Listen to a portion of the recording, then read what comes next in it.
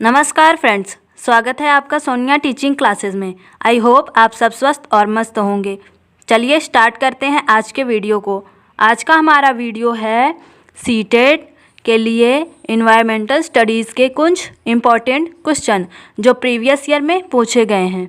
तो चलिए स्टार्ट करते हैं। पहला क्वेश्चन है, निम्नलिखित राज्यों के समूह में किस एक समूह के समुद्र तट अरब सागर पर हैं? ऑप्शंस आर कर्नाटक, केरल, गुजरात, आंध्र प्रदेश, तेलंगाना, उड़ीसा, केरल, कर्नाटक, पश्चिम बंगाल, तमिलनाडु, आंध्र प्रदेश, कर्नाटक। जैसा कि यहाँ इस चित्र में दर्शाया गया है, यह भारत का प्रायद्वीपीय क्षेत्र है जिसके पश्चिम में अरब सागर है और पूरब में बंगाल की खाड़ी है। तो इसमें गुजरात, कर्नाटक और केरल पश्चिमी तट के क्षेत्र हैं। तो इसमें हमारा ऑप्शन ए सही है। आप लोग मैप का सहायता लेकर इसे अच्छे से समझ सकते हैं। तो ऑप्शन ए हमारा सही आंसर है। नेक्स्ट है,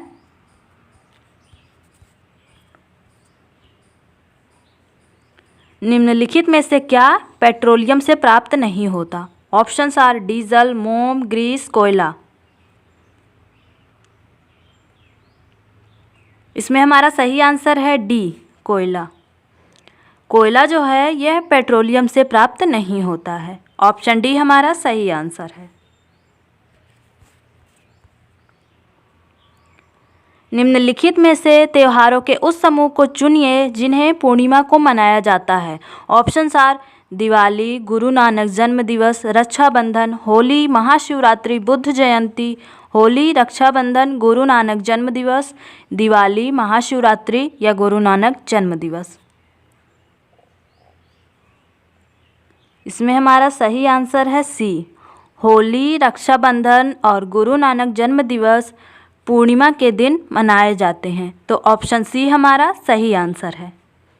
नेक्स्ट है, हमारे देश के मानचित्र में झारखंड कहाँ स्थित है? ऑप्शंस आर उत्तर प्रदेश के पश्चिम में, पश्चिम बंगाल के पूर्व में, उड़ीसा के उत्तर में या छत्तीसगढ़ के दक्षिण पूर्व में। तो चलिए मैप की सहायता से समझते हैं। झारखंड उत्तर प्रदेश के पश्चिम में स्थित है, यह कथन गलत है क्योंकि झारखंड उत्तर प्रदेश के पूर्व में स्थित है। झारखंड पश्चिम बंगाल के पूर्व में स्थित है, यह भी कथन गलत है क्योंकि झारखंड पश्चिम बंगाल के पश्चिम में स्थित है। तो यह कथन भी गलत हुआ। झारखंड उड़ीसा के उत्तर में स्थित है, यह कथन सही है क्योंकि आप मैप में देख सकते हैं, समझ सकते हैं, उड़ीसा यहाँ पर है और झारखंड उसके उत्तर में स्थित है। यह कथन सही है। छत्तीसगढ़ के दक्षिण पूर्व में, यह भी कथन गलत है क्योंकि छत्तीसगढ़ के दक्षिण पूर्व में नहीं बल्कि उत्तर पूर्व में उड़ीसा स्थित है। तो ऑप्शन सी हमारा सही आंसर है। आप लोग इसे मैप की सहायता से और अच्छे से क्लियर कर सकते हैं। बाकी मैंने समझाने की पूरी कोशिश की है। तो इसमें हमारा सही आंसर है सी, उड़ीसा के उत्तर में झारखंड स्थित है। नेक्स्ट है, नीचे दिए गए शहरों में से किस एक में रेत के पहाड़, जिन्हें रेत के टीले कहा जाता है, पाए जाते हैं? Options are Kabul, Abu Dhabi, Berlin या थिम्पू।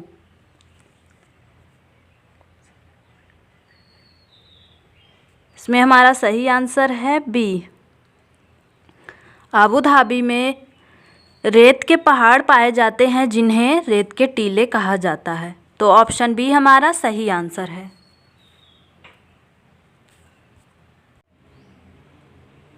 हम सभी पुराने कुओं को देखते हैं जो अब, यहाँ थोड़ा मिसप्रिंट हो गया है, यहाँ पर सूख गए हैं। हमारे बड़े यह कहते थे कि अब से लगभग 25 से 30 साल पहले इन कुओं में काफ़ी पानी था, परंतु अब यह पूरी तरह से सूख गए हैं। निम्नलिखित में से कुओं के सूखने के संभावित सही कारणों को चुनिए।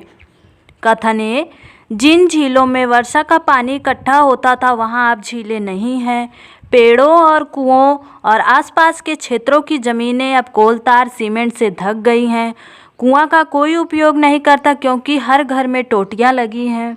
भूमिगत पानी को खींचने के लिए कई विद्युत मोटर चालित पंप लग गए हैं।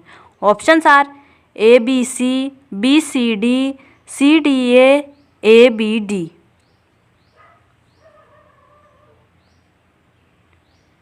इसमें हमारा सही कथन है सी वाला, CDA सही कथन है।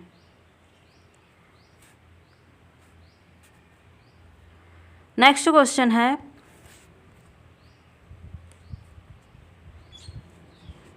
पर्यावरण अध्ययन में संकल्पनाओं और मुद्दों को विज्ञान और सामाजिक विज्ञान विषय के रूप में नहीं रखा गया है, क्यों?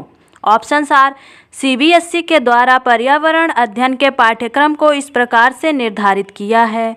इस आयु वर्ग के बच्चे अपने परिवेश को समग्र रूप से देखते हैं। यह शिक्षण अधिगम की एक अच्छी युक्ति है। यह पाठ्यक्रम के भार को कम करने के लिए है।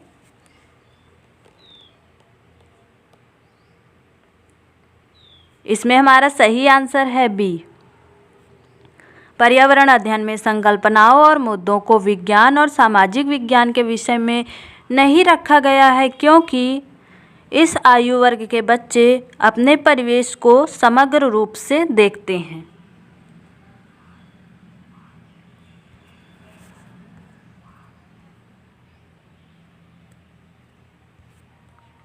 निम्नलिखित में से कक्षा 1 और 2 के लिए पर्यावरण अध्ययन विषय के संदर्भ में सच है। ऑप्शंस आर पर्यावरण अध्ययन से संबंधित मुद्दों और संबंधों का संपादन भाषा के द्वारा होता है। पर्यावरण अध्ययन से संबंधित मुद्दों और संबंधों का संपादन भाषा और गणित के माध्यम से होता है। कक्षा 1 और 2 में पर्यावरण अध्ययन को एक नए विषय के रूप में प्रस्तुत किया गया है।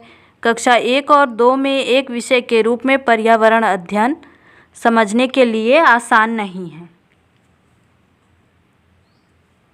पर्यावरण अध्ययन के विषय में कक्षा 1 और 2 के लिए सही है बी वाला। पर्यावरण अध्ययन संबंधित मुद्दों और संबंधों का संपादन भाषा और गणित के माध्यम से होता है।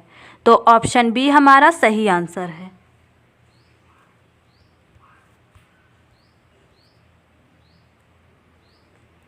पर्यावरण अध्ययन के पाठ्यक्रम में उप विषयों के स्थान पर थीम को प्रस्तावित किया गया है, क्यों? ऑप्शंस आर पर्यावरण अध्ययन में पाठों को कम करने के लिए, बच्चों के परिवेशीय बोध में वृद्धि करने के लिए, बच्चों के स्थानीय परिवेश के मुद्दों से जुड़े हुए और अंतः संबंधित समझ के विकास के लिए। उप विषयों की तुलना में थीम आधारित पर्यावरण अध्ययन का संपादन आसान है।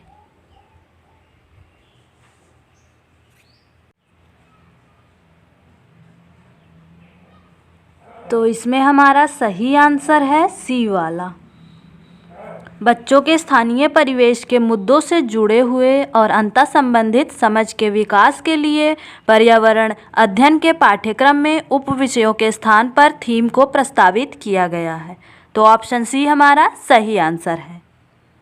नेक्स्ट है, निम्नलिखित में से कौन सा वर्तमान पर्यावरण अध्ययन पाठ्यक्रम के 6 मुख्य थीमों में से एक नहीं है? ऑप्शंस आर भोजन, आवास, हम चीज़ें कैसे बनाते हैं, काम और खेल। तो इसमें हमारा सही आंसर है डी। काम और खेल वर्तमान पर्यावरण अध्ययन पाठ्यक्रम के 6 मुख्य थीमों में से एक नहीं है। तो ऑप्शन डी हमारा सही आंसर है। नेक्स्ट है, निम्नलिखित में से कौन सा एक पर्यावरण अध्ययन के संबंध में सही नहीं है? क्या पूछा गया है? नहीं पूछा गया है।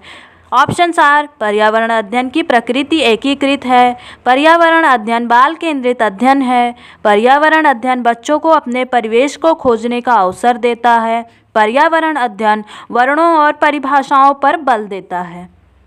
निम्नलिखित में से कौन सा एक पर्यावरण अध्ययन के संबंध में सही नहीं है? तो ऑप्शन डी हमारा सही आंसर है। पर्यावरण अध्ययन वर्णों और परिभाषाओं पर बल देता है, यह कथन सही नहीं है। पर्यावरण अध्ययन की प्रकृति एकीकृत है, यह सही है। पर्यावरण अध्ययन बाल केंद्रित अध्ययन है, यह भी सही है। पर्यावरण अध्ययन बच्चों को अपने परिवेश को खोजने का अवसर देता है, यह भी सही है। सही कथन नहीं है ऑप्शन डी, तो यही हमारा सही आंसर हुआ। नेक्स्ट है, निम्नलिखित में से क्या एक पर्यावरण अध्ययन में ज्ञान की रचना में बहुत ही महत्वपूर्ण है? कथन ए, बच्चों की सक्रिय भागीदारी, बच्चों के ज्ञान को शिक्षकों के ज्ञान से जोड़ना, पर्यावरण अध्ययन को कक्षा की चार दीवारी से बाहर सीखना, पर्यावरण के स्थानीय ज्ञान को विद्यालय के ज्ञान से संबंधित करना। Options are A, C, D, केवल डी, केवल ए और डी।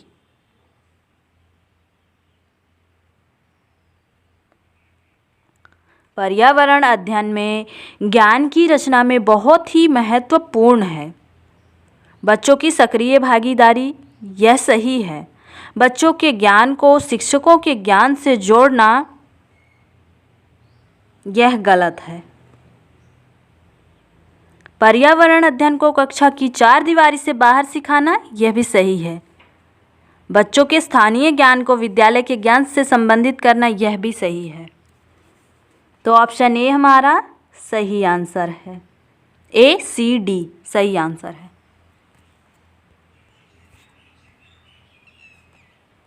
पर्यावरण अध्ययन में बच्चों को जोड़ने की सबसे प्रभावशाली युक्ति क्या है? ऑप्शंस आर किस्से कहानियाँ, पाठ्यपुस्तक का पठन, शिक्षक द्वारा व्याख्याएं, कक्षा निर्देशन। पर्यावरण अध्ययन में बच्चों को जोड़ने की सबसे प्रभावशाली युक्ति है ए। ऑप्शन ए हमारा सही आंसर है, किस्से और कहानियाँ।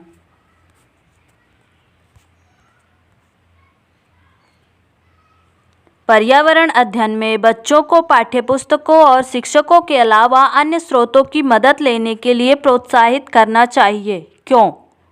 कथन ए, पर्यावरण अध्ययन सीखने के लिए पाठ्यपुस्तक और शिक्षक ही स्रोत नहीं है। यह पर्यावरण अध्ययन सीखने के लिए समुदायों और माता पिता की उपस्थिति का विकास करेगा। यह शिक्षकों को बच्चों की पृष्ठभूमि को जानने का अवसर देगा। यह बच्चों के सौंदर्यगत और मनोक्रियात्मक कौशल का विकास करेगा। ऑप्शंस आर केवल बी, सी, ए, बी, सी, बी, सी, डी, केवल सी और डी।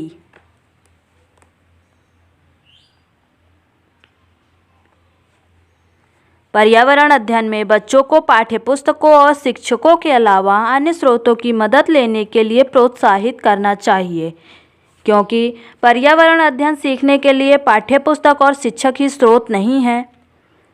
प्रत्यक्ष अनुभव के द्वारा, भ्रमण के द्वारा, अपने आसपास के द्वारा, इन सब के द्वारा भी हम सीख सकते हैं। यह कथन सही है। यह पर्यावरण अध्ययन सीखने के लिए समुदायों और माता पिता की उपस्थिति का विकास करेगा, यह भी सही है। यह शिक्षकों को बच्चों की पृष्ठभूमि को जानने का अवसर देगा, यह भी सही है। यह बच्चों के सौंदर्यगत और मनोक्रियात्मक कौशल का विकास करेगा, यह गलत है। तो इस आधार पर ऑप्शन बी हमारा सही आंसर है।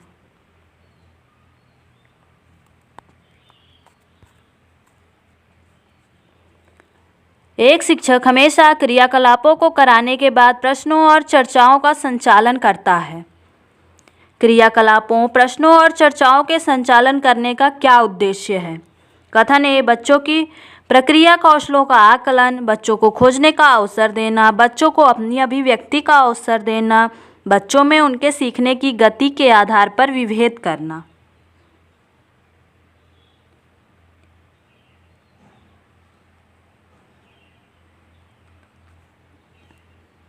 इसमें हमारा सही आंसर है डी वाला। ए, बी, सी कथन सही है।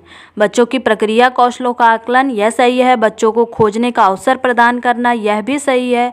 बच्चों को अपनी अभिव्यक्ति का अवसर देना, यह भी सही है। बच्चों में उनके सीखने और गति के आधार पर विभेद करना, यह गलत है। क्या यह कथन इसी क्वेश्चन में गलत नहीं है? हमें यानी भावी शिक्षकों को किसी भी बच्चों में विभेद नहीं करना है, सबको समान रखना है। तो इस आधार पर ऑप्शन डी हमारा सही आंसर है।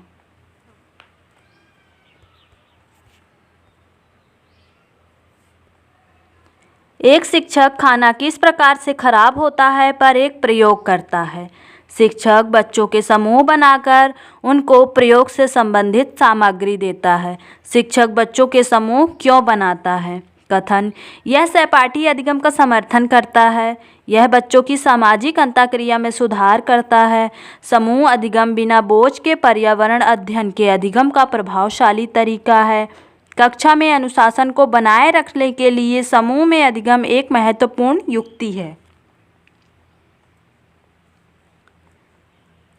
कथन डी तो गलत हो गया पहले ही। तो इस आधार पर बी और डी गलत हो चुके हैं। अब या तो ऑप्शन ए हमारा सही आंसर होगा या तो सी होगा। एक शिक्षक खाना किस प्रकार से खराब होता है पर एक प्रयोग करता है। शिक्षक बच्चों के समूह बनाकर उनको प्रयोग से संबंधित सामग्री देता है। शिक्षक बच्चों के समूह क्यों बनाता है? यह सहपाठी अधिगम का समर्थन करता है। यह तो डेफिनेटली सही है। तो ये ए तो दोनों में है अभी तक। यह बच्चों की सामाजिक अंतःक्रिया में सुधार करता है। यह अधिगम बिना बोझ के पर्यावरण अध्ययन के अधिगम का प्रभावशाली तरीका है। यह कथन गलत है। तो ऑप्शन ए हमारा सही आंसर है। ए और बी कथन सही हैं।